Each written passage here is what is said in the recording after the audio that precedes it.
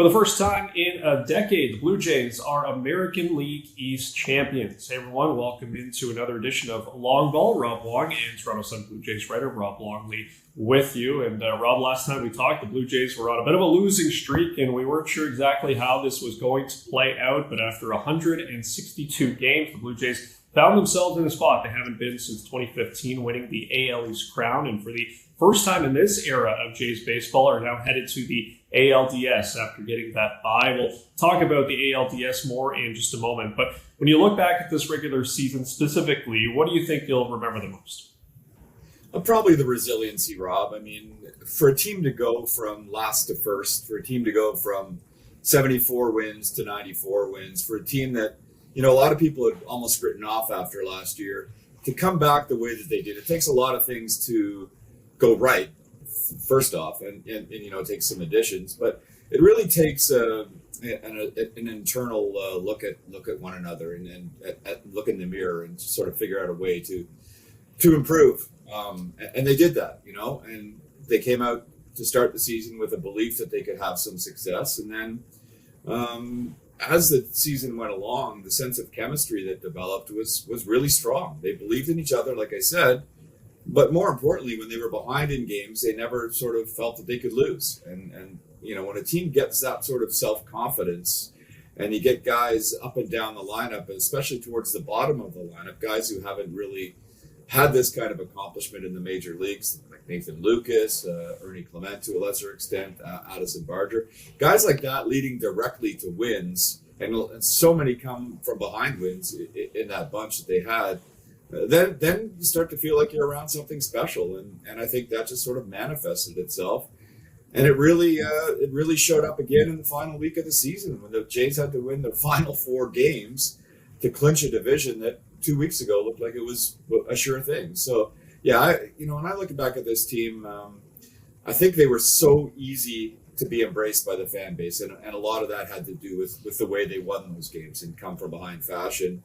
That resolve, that resiliency, that sound like cliches, but they were very much a part of the DNA of the 2025 Toronto Blue Jays. And again, I think that's why the fans really fell in love with this team. And we certainly saw it over the final homestand, especially games on Saturday and Sunday. The Rogers Center was as lively as I've seen it since 2015, and in some ways even more so. And I would expect that sort of explosion of love and fandom and noise to continue Saturday and Sunday when the ALDS begins.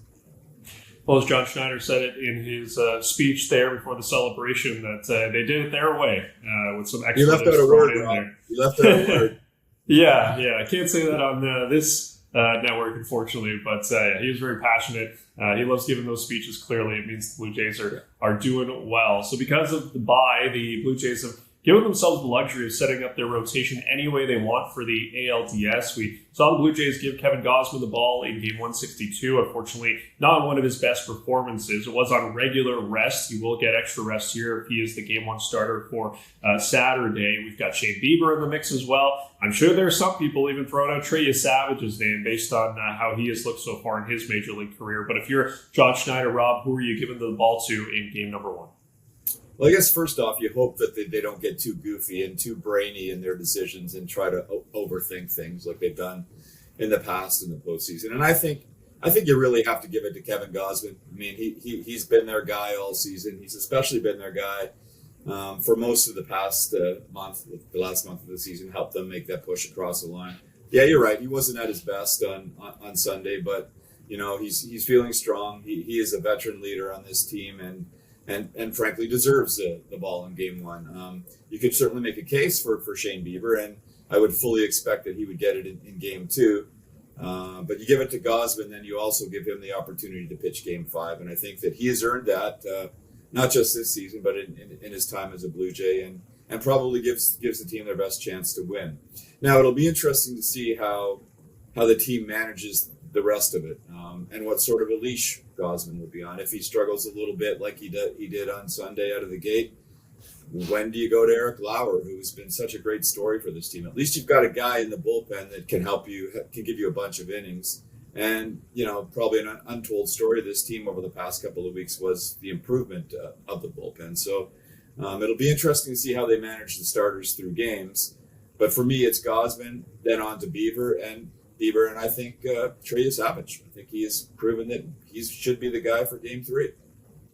Well, I think the Jays feeling pretty good about some of those guys right now, and especially some of those guys you mentioned, like Eric Lauer and a few of the bullpen arms who really turned it on here over the last couple of weeks to get them into this position. Should be a fun week, Rob, talking about rosters and all different kind of matchups and not having to stress out about a wild card series and watching the Yankees and Red Sox beat each other up for the right to come to Toronto on Sunday. As always, leave your thoughts in the comment section below. For Rob Longley and Rob Wong, thanks for watching, and we'll talk to you on the next one.